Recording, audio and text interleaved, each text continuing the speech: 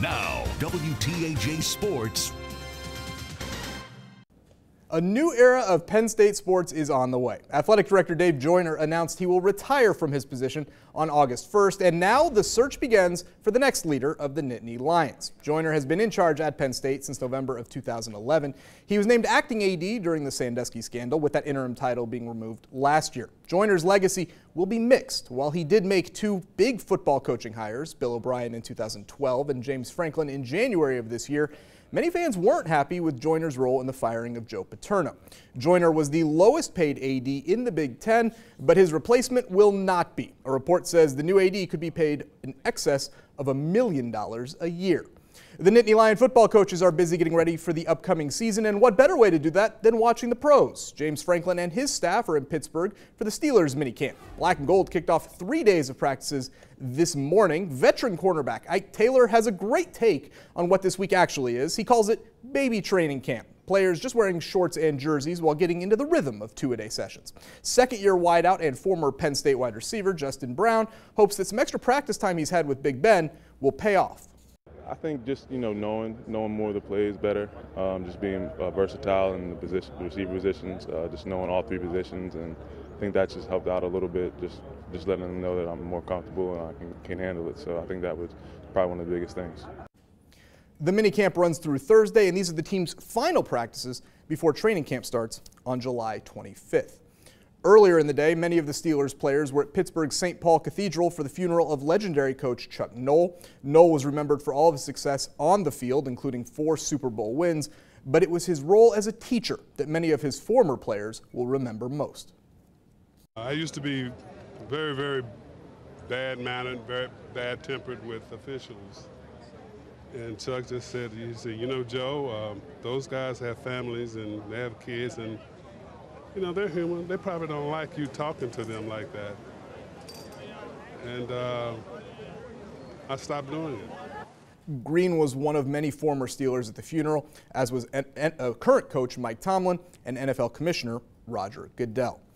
The Steelers stars of the future have one more chance to put on their high school jerseys and hit the field. It's time for all-star football games, and there are 2 of them coming up this week. Both the Lansing game and the Lesser Lumber Classic are this Friday in Central PA. It's a chance for some recent grads to play one more time before starting their college careers. For others, like Central's Austin Cunningham, it's a way to move on from a loss in the state baseball title game. It was a tough loss on all of us, and it kind of puts it in the past here and think about football.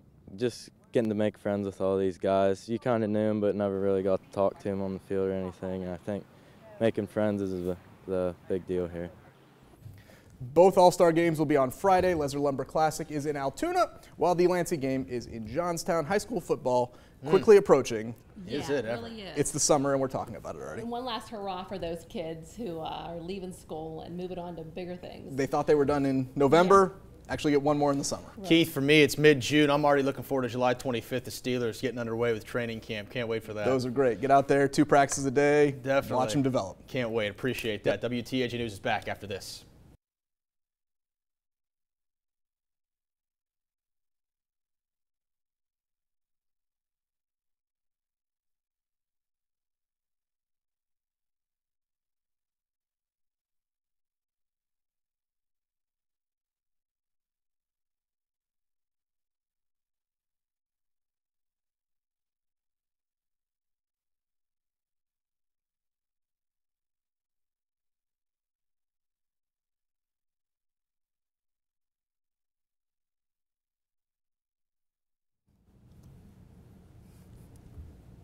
Okay, so your wife is from around here, sort of, right? Yes. Where's she from? From Pittsburgh. Okay, and what school did she go to? In Pittsburgh? In Pittsburgh, she went to Alderdice High School. Oh, okay, so she lived right in Squirrel Hill. Yes. Okay, nice. Is her family still there? Yes, they left and then now they're back. Yeah, that's nice. Yeah. So close by, you'd be getting back close to family. Yeah, it was nice to see the drive on the way in and see exactly how far it is and what kind of drive it is. Did you guys stay there last night? I was here last night. Oh, so okay. Flew in yesterday and then drove here last night and okay. Driving back this afternoon. Nice. So you've been all over the country, right? Yes. How's that everywhere. It's fun, young and out of college, that's what you do. You go see the country, and now, hopefully, settle down somewhere and right. be done moving every 2 years. Your mic just died. For me, just like what you did in Minnesota, that's what I'm interested to know about, like what your daily job duties were, and how long were you there? 2 years. 2 years. Yeah, just like what you did there. Everything. You name it, I did it. Shot, produced, anchored, reported, edited.